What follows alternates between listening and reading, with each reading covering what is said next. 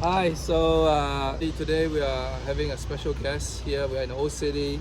Behind us is the so-called West Jerusalem. As you can see here, behind you, it's East Jerusalem. Anyway, we have a friend that we met. His name is Maoz.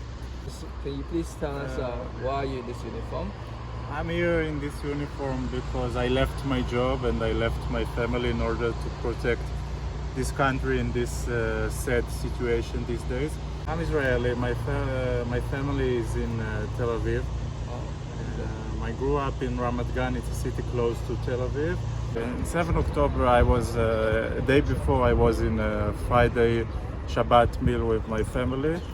And in the Shabbat morning, I was doing my sport training. So I was asking my brother if we can go to the park together. And then he told me that there are bad news, and this is not time to go to the park. And then I checked the news. I never checked the news on Saturday. I try to calm down and relax. And then I was shocked about what I saw. And then I understood that the phone from the army will come in the next few days. So I try to mentally getting ready to the command to join the army. What kind of a job do you do in Tel Aviv? What's your job? I'm stock market analyst. Stock market analyst. 2 days after 7 October, I got the phone call from the army. And then I immediately went to my boss and I told him I must go.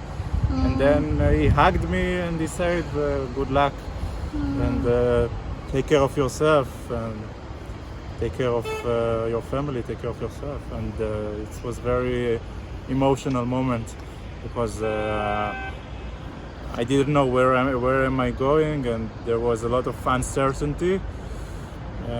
But I knew one thing that I have to do it for the people who lost their lives in 7 October, and also for the future of my family, of myself, of my co-workers. That it's my duty, and there was no another answer than I go. And this is something we cannot surrender to radicals just because of me thinking of myself. I have to put the society before myself. This is the home of the Jewish people, and if we will not join the army in order to protect this place, nobody will do this for us, because we are democracy, and we have to protect this democracy against the terrorism, against the radicals that murder civilians, that they have no mercy for people, for women, for children. This is why we are doing it. So in the news, what threats are threatening the civilians in this country, no matter if they are Jewish, no matter if they are Christian, no matter foreigners, any religious people, because in this country a Jewish person can live together in the same university with a Muslim student. But in Gaza Strip, if I was try to go to Gaza Strip, I'm not sure if I will come back. But I have to protect this place because this place is symbolized my values of freedom for people, freedom for Jewish people, freedom for everyone. Right. So it sounds to me that you are trying to protect a way of life, like the values, which I think that's one of the critical things that people don't get to see in this war. Yeah. And a lot of people are saying about Israel is the occupying Yes. force because it's stronger. But obviously, you're trying to say here is that the people in Gazans, they have a way of life, and then there's a different way of life. I think there is a problem with the education in Gaza Strip. There is a problem with the values. There is a problem with what they are doing with the money they are getting from the West, from Qatar, from even Iran. Simple workers in the constructions of buildings. They work here in Israel because we are trying, because the Israeli government, they try to support the economy in Gaza Strip. And I understand why you say that Israel it seems like Israel is a strong side in this situation. But I think that Israel is not only a Jewish state, it's also a democracy. And in this democracy, you have almost 20% of the population here are not only Jewish, they are Muslims, Yeah. and they can be whatever they want. And this is the difference. And this is why, for me, it's matter to protect a place that represents these values. It's not only the home of the Jewish people, but it's also a home of freedom and the respect for every religion, Yeah. every human. And this is those things. I hope in the future maybe we will see them in the other side. But these days, I not see them so much. You can't beat terrorism by weakness. In order to protect the country against the terrorism, we must be as strong as we can. Do Israelis hate the Palestinians? Of course not. We not hate Palestinians. We not even hate, but we have to protect this country against terrorism. And it's horrible, the videos, the photos we have seen from last 7 October. It's a duty to protect this country against these people. And there is no hatred. It's not mean hatred. It's hatred for the terrorism, of course, but it's not hatred for every Palestinian. I'm a medic, so I work with injured. We are supplying medical to our soldiers and also to Palestinians.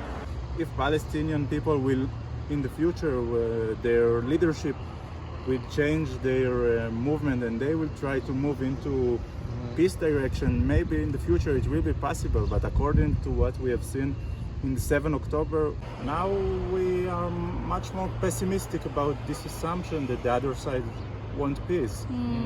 I hope maybe in the future we will have the hope rising again. But the situation now that I see it much less. I'm much less optimistic than I was in the past. From people like Piers Morgan, who goes and interview pro-Palestinians, but almost all of them, they cannot bring themselves to condemn Hamas. Yeah. Why do you think that's so? I think many of them afraid of The regime? what other people will think about them. They feel they want to condemn Hamas, but they afraid of the others' opinion. And I know, and there are also those people who support what Hamas did. It's also very common, unfortunately. It's a very sad situation that some people support what Hamas did. They support it because they feel like Israel is the strong side against a small side, like the Palestinian side. Yeah. But the big side is that Israel is suffering from this terrorism, and we are open to peace, and we were open to peace for years. We have a peace agreement with Egypt, we have peace agreement with Jordan. We are open to peace. But people in this country, if the Palestinians they are going through terrorism way, then it can kill the idea of peace. You have to stop the terrorism in order to make the idea of peace alive again in this country. Yeah, you have to create the boundaries, the rules of the game. Yes, And one of the rules is you cannot kill. of course. You In cannot order- kill yeah, in the Civilians, Yeah. babies, women, elderly, or Yeah. just people, human beings. Yeah, Yes. exactly. So we are Christians, and so is there anything that we could, as Christians, can help? I think that the help that you can bring us is first of all help in the media, in the messages that you send through social media, and the audience opinion around the world. It can be affected by supporters of Israel around the world, and I think that most of the help that we can get from the world is by supporting in the media. Thank you so much. Yeah, Thank you, you. boss. Thank Yeah, אז we'll say בהצלחה, Yeah. וביחד ננצח. ביחד ננצח. Thank you. It was pleasure.